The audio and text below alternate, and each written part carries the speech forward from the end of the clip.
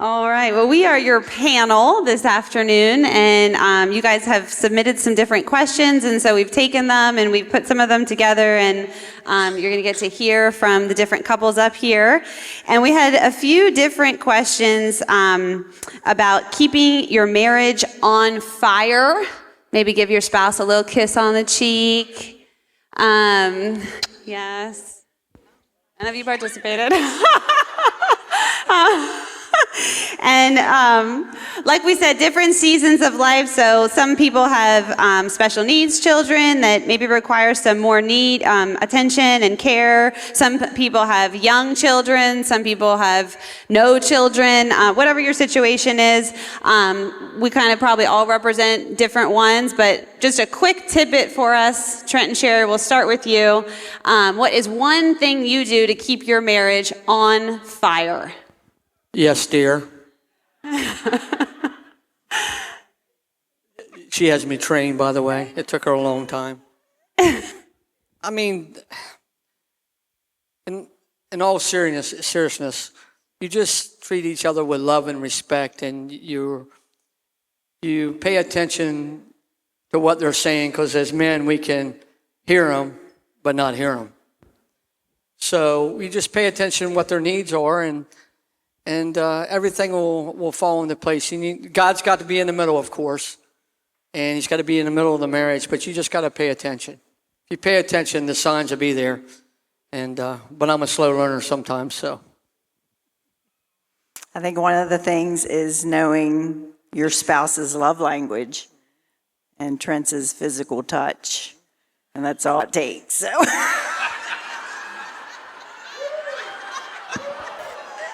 And just keeping the line of communication open. And that's why they've been married for 35 years. I would just have to say spontaneity.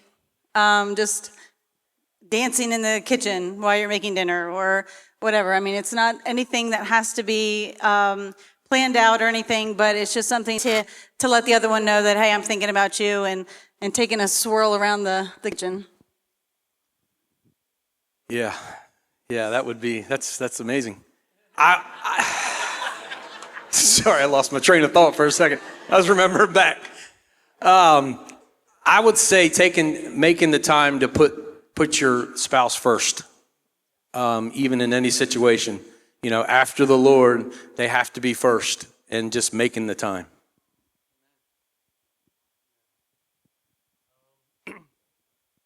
I think things like this, weekends set up like this to put you in an atmosphere to do things, have conversations you'd never have. You'd never have them on your own at home. I think cell groups, and I think one-on-ones with leaders, and I think those kinds of things that I know over the years, I think how much success we've had, but we wouldn't have that success without the structure around us that we do. And you know, we have struggles within that structure, but for me, it's perspective. If I didn't have this around me, how much further off I would be. And so for me, I think, just having that structure around it that pushes us to do things that we would never do otherwise. Such a spiritual answer, wasn't it? Very holy you are. Very holy. Yes to that. Great. Yes.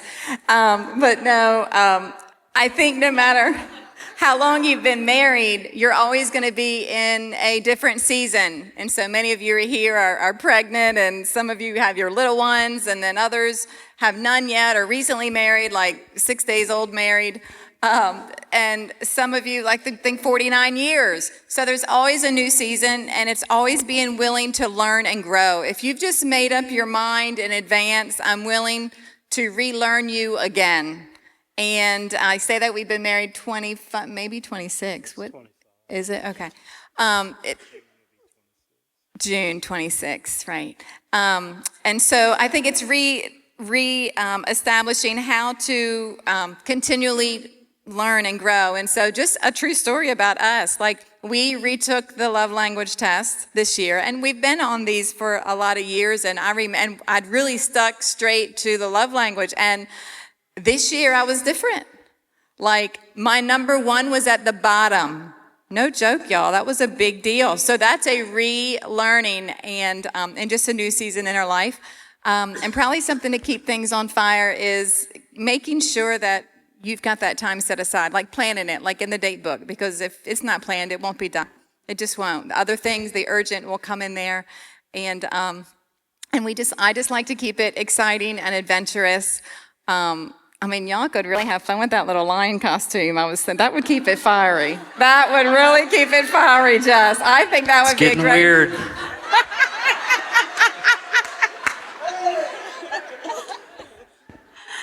She did that on purpose too. And now it's our turn. We'll give that to you. I'll send that to you, Wayne. Roar. So, yeah, we'll keep it on fire by having fun.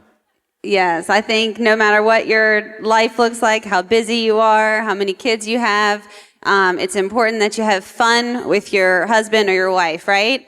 So Justin makes me laugh more than anybody else, and that's what keeps our marriage on fire. That's right. Yeah, I agree. That was my answer. I said it first. Okay, we're moving on. Next question. We're going to go to Ellis's for this answer. Speaking of communication, what would a 10 out of 10 communication in a marriage look like? Okay. So I think that a lot of times when we get married, I'm going to talk a little bit about what Pastor Mike said. Sometimes when we get married, we move from one house to another and we pack our suitcases with our clothes, but we also pack up all the stuff that we've had and dealt with before. So rejection and abandonment were some of the things that I had. Packed up my suitcase with my clothes, took it right into my marriage. And so I think it's truly encountering the Lord. It's allowing the Lord to really heal all of those wounds inside so that you know who you are, you know who your identity is, and that way you can communicate. It becomes a healthy communication. When we first got married, probably the first 10 or 15 years, I didn't know how to communicate. I would clam up, I would stop talking, he would beg me, please tell me, and I just wouldn't.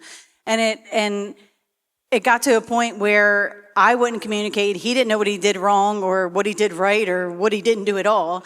And so I think when I've truly encountered the Lord and really applied that blood and got healing, that's when I was able to communicate. And now I have zero problem with communicating. But the good thing about that is, it is funny, but the good thing about that is that there is no waiting. There is no brushing it under the rug. There is no letting him figure it out. Ladies, they cannot read our minds, okay? They don't know what's going on. They don't even know what they've done wrong. They've said something, and your perspective of it is not at all what they meant. They said one thing, and it went bloop, bloop, bloop, and transferred into something else into your ear and into your heart. And now you're mad. And he's like, what in the world did I do wrong? So I think you've got to let him know, hey, what you said really hurt my feelings. And he's going to say, that's not even how I meant it. But if you don't communicate that to him, there's that lack of communication. And so I love Family Cell, which I'm sure we'll talk about at some point later on, but it's coming to the table and it's not waiting. It's not prolonging. It's not letting offense come in. It's not letting the enemy have even a smidge of opportunity, because it's an instant thing. Dude, you ticked me off. This is what you said. And then he's able to say, it's not what I meant, or I'm really sorry, and vice versa. So I think it comes with healing of the heart first, and then that brings the communication, because it's a safe place to communicate. You're okay with speaking, and you're okay with saying that, and having it reconciled immediately. Yes, all that's perfect. Great answer. I would only add, absolutely, you did communicate that wonderfully. I agree with Wayne. I would add to the fact for the guys, in order to communicate, you have to let go of the pride.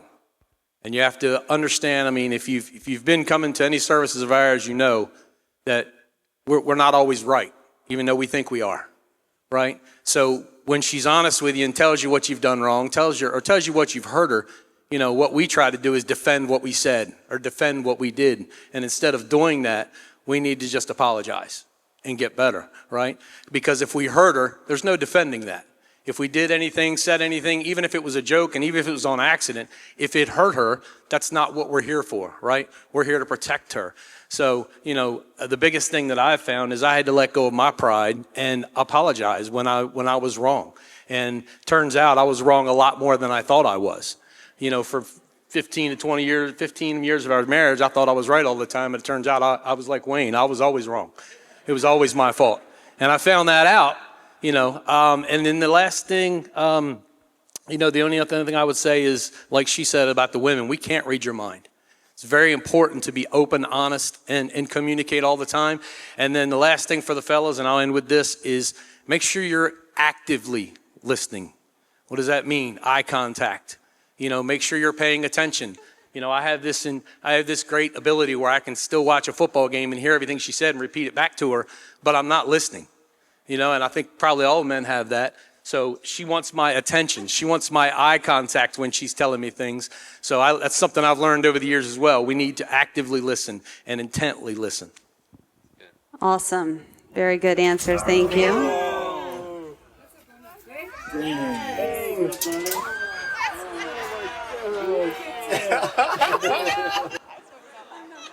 Got it.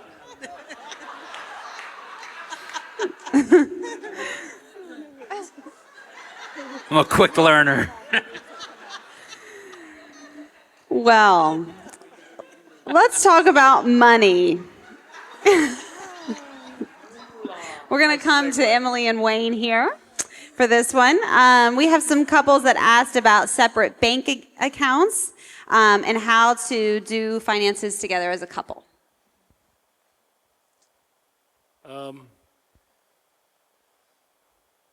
Thing with bringing your finances, it's not just your finances, it's that you live one life together when you're married. That's biblical marriage. So there's really not a lot of scripture that says thou shalt have one bank account when you're married. Doesn't really work that way. You can have multiple accounts. You can have 20 accounts with different names on them for different functions. You can have all kinds of things. You're free to bank however you want. But the motive in the heart is that it's one. It's the motive in the heart is the money she brings in is your money, and the money you bring in is her money, and you steward it together. And the function of it will be different from marriage to marriage. How the checks get written will be different from marriage to marriage. There will be obviously different dynamics of businesses, and maybe somebody stays home with the kids, but as far as the function of the money is for the financing of the purpose of the marriage, ministry and children and the home and all kinds of things. That money is a tool to help why you're married as one.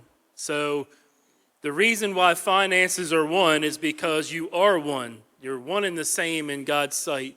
And by God's doing. And so that's why we bring the finances together. And if you can't do finances together, you're really not doing life together. You're not one. And I believe that's why finances, we all fight over it. It's important. Finances brings opportunity, and finances is the way that we do almost everything in this life. So it is important. And there is power associated with, there's certain freedoms associated with it, and our sinful nature is always fighting and grabbing for that. That's why there's always contention. And the first thing in becoming one and laying your life down for one another is giving up. It's giving up. And if you have separate bank accounts, you can have separate bank accounts. If you have separate bank accounts and one cannot see an account and the other cannot see the other account, you need to work toward changing that. And it's just being able to see. We have many bank accounts. I have many accounts with just my name on it, but at any time, Emily can come to me and say, what's happening here? And I'll open everything and show her all the accounting, explain anything she wants at any given time. But I may handle the thing for that account day to day. I may have total control over it. But even as I do, she knows, and I've told her over and over, if there's any questions you have about anything I'm doing, you're allowed to ask, you're allowed to see. And that's how it should be with finances. There should be open accountability on what's happening and what are we doing with it, and everybody gets a say. We get to talk about it. It does bring a lot of contention because there's usually a spender and there's usually a saver. You know who you are in the marriage. And so the temptation for the spender is to sneak it and to get it shipped somewhere else. I mean, that's what I hear. No, not anymore. Y'all, we don't have neighbors in El Dorado. So the point of it's a great opportunity, and it will be a lot of contention to people that are used to, I work hard for my money, I can do whatever I want with it. And that is culture's attitude about it. But coming together, it gives great opportunity because it requires vulnerability and it requires truth. It requires complete access, because how I spend my money is a direct reflection of what's in here. That's why there's many times we don't want to show that. And so it requires a vulnerability to your spouse and trust. And, just like he said, whatever accounts that they are, that there's no password. Same things for phone. There's no passwords that we don't have.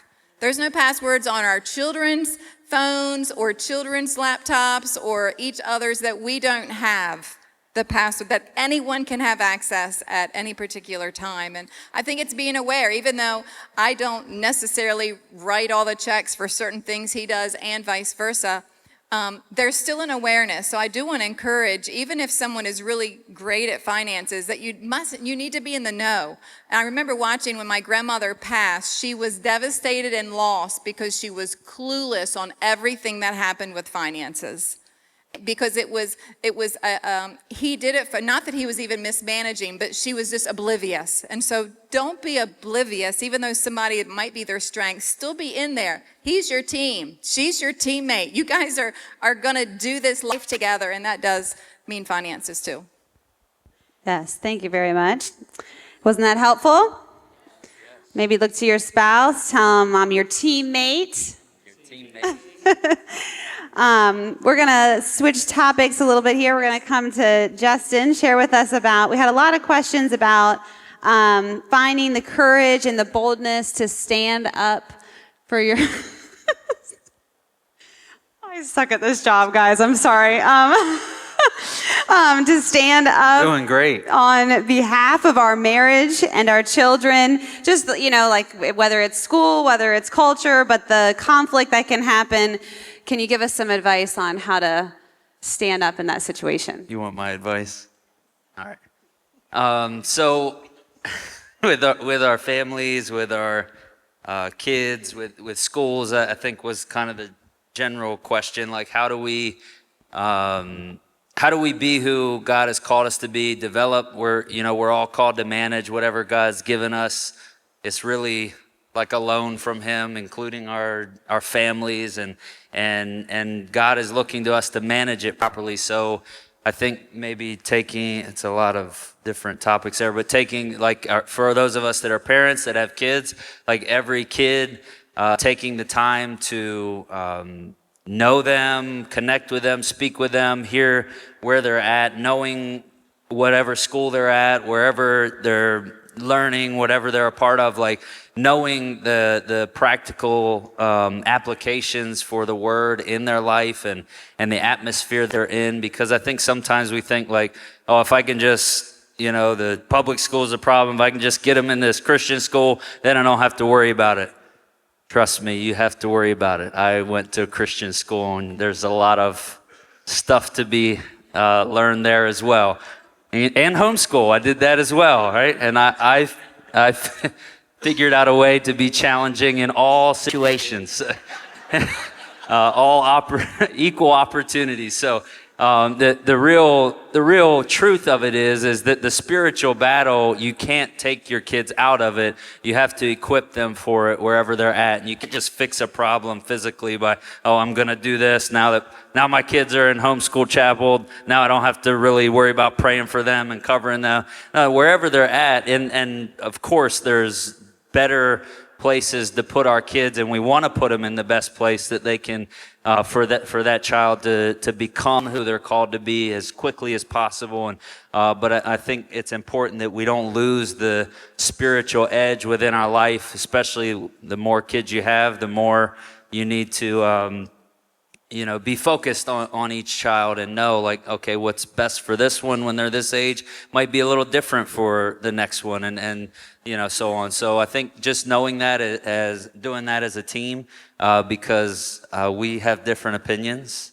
me and Jessica, just like every one of us, we have different opinions, and at the end of the day, we're stronger when we can blend those together on the foundation of the Word. We each have different perspectives and context and all of those things. So just coming together, I think, with humility and with seeking the wisdom of God, learning from other people, like how'd you deal with this, like, and just getting, like the Bible says, where there's a multitude of counselors, you'll find victory, and I think that's how we should lead our families, not trying to find the cookie cutter way to do it, or this works for this one, so now I'm gonna just do the same thing. No, it's in a fight, it's dynamic. Right? When you're in a fight, it's not just, like basketball, you shoot the basket, it's in, you get 2 points. In a fight, you might get hit different than you've ever gotten hit before, and from one kid to the next, life is going to be different. And like our culture is different now than being in school now is different than it was when I was a kid, down to, the next generation, all the way down there when you were, Trent. It's my older brother, Trent. But I think is that good enough answer? Does that answer everything? Yeah, and maybe just to add to it, I think specifically in one of the questions it talked about maybe feeling guilty when having to make those hard choices as a parent, having to say no. You probably know in your marriage which one of you the kids go to. Our kids know based on the topic, which one of us is more likely to say yes, and which, like, if you want ice cream, you're going to ask mom. You're not going to ask dad. Unless you want to make ice cream, then I'm your guy. Yeah. But I think, being a team in that, and when you feel guilt, maybe really taking some time, like, away from the situation to spend some time in prayer. I know sometimes for myself, if I, as wonderful as our kids are, they do manipulate us, right? And it doesn't mean your kid is evil or anything. It means they're a kid and they want their way. And so really taking time to, like, separate yourself from the situation and take some time in prayer.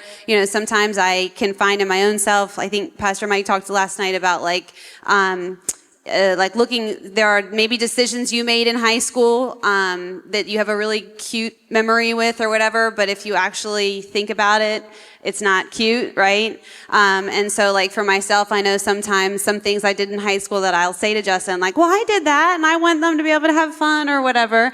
But then if he maybe, like, says to me, like, well, what did you do and why do you want her to have that? I realize I'm wrong.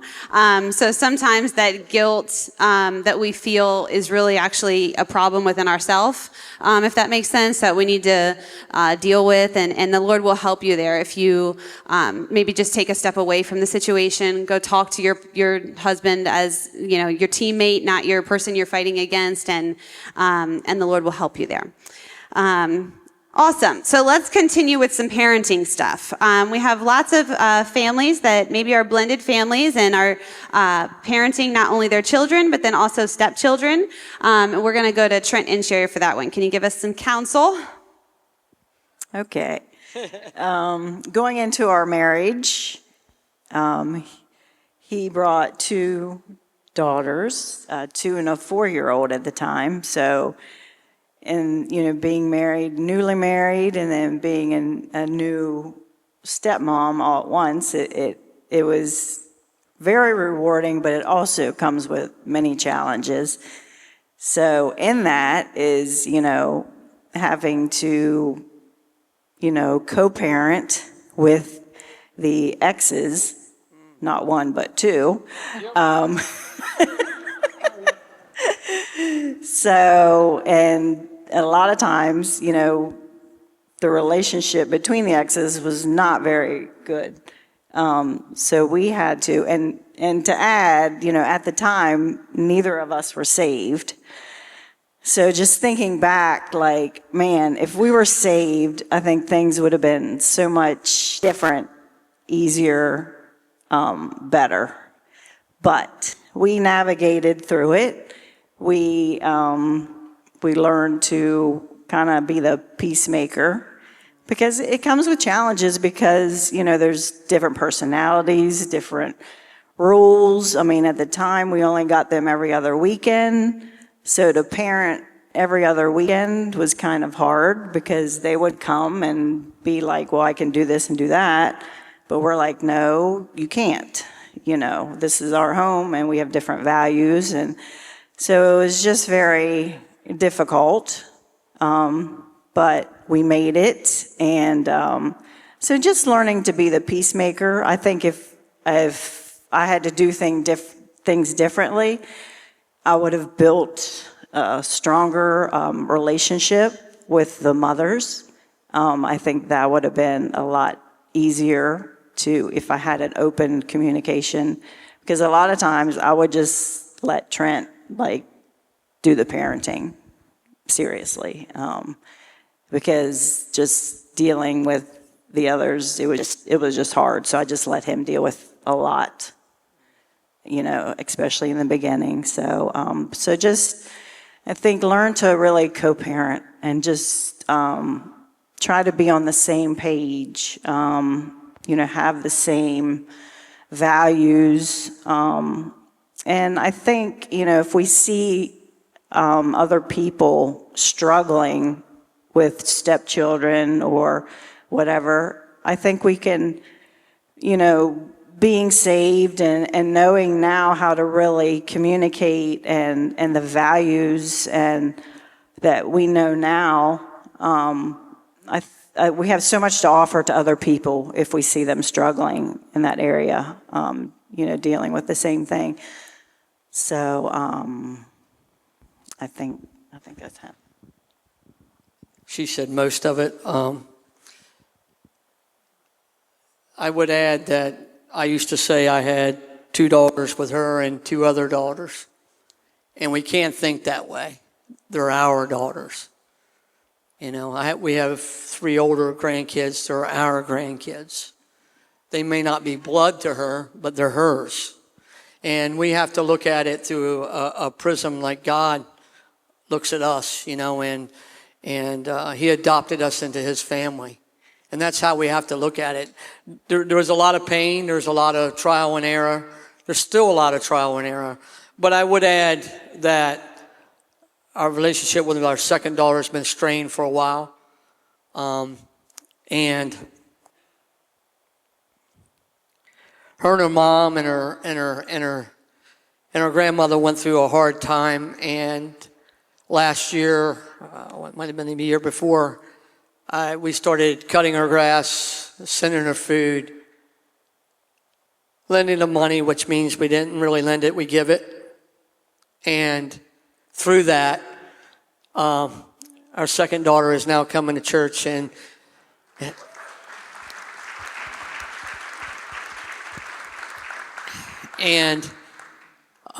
Julia Todd has been reaching out to her, and Julia has more guts than I do a lot of times, and she took her out for coffee, and she said, even though she hadn't raised her hand for salvation, said that she's made a decision to follow Jesus. So I just think if I'd been more open to helping instead of seeing the other side as the enemy, because we're just hurt people hurting people. And I think the salvation would have come a lot quicker. But just be ready to serve, even if you look at them as it is a lot of drama and a lot of stuff because they're not walking the same path. But you have to pray for them. You have to see how God sees them. And I never talk bad about the other parents. Never. I might have screamed and yelled when they weren't there, but I never said a bad word about their mom and dad. Or their moms. I still don't. I don't say anything bad. Because I know they're still hurt. They're just hurt. So we pray for them and we lift them up in prayer. And in the end, we pray for their salvation. That's the thing. Awesome. Thank you. Powerful. We are running out of time, so I'm going to ask for your super speed answer for these next two questions so we can get through them. So Ellis's, real quick, can you talk to us about the role that our pastors, our leaders can play in our marriage and just how that can be a strength to your marriage, being connected in the vision? Yeah, for us, we did it. We did it both ways. For the first 15 years of our marriage, we did it with no connection. We still attended church. And the quick answer, the one thing I'll say is it brings honesty and transparency to the home.